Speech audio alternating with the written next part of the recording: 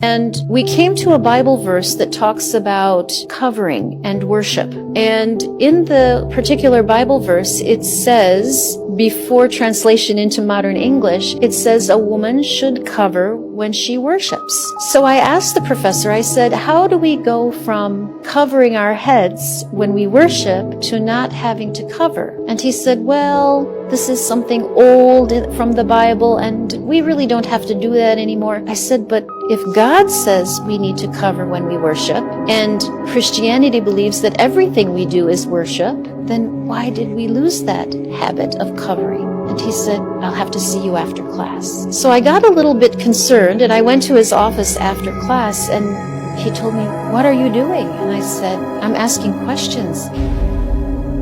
He said, there's no room in our religion to ask questions. And he honestly told me, if you cannot believe this, he said, the only place you'll find is hell. The only place you'll find is hell. I read an incredible book called The Bible, Qur'an, and Science. This book takes scientific fact and compares it to what's in the Bible and verses of the Qur'an. So it came from probably Surah Al-Alaq, talking about the creation, how biologically a drop becomes congealed blood, becomes bone surrounded by flesh. And this is given to us in the Qur'an. In the Bible, it's nowhere to be found. But the Qur'an so delicately explains this biological process that even, 150, 200 years ago, doctors were just discovering how this whole process occurs. That's something that you can't deny, that our Creator revealed to the believers this process when science was so far behind. How did you feel when you took Shahada?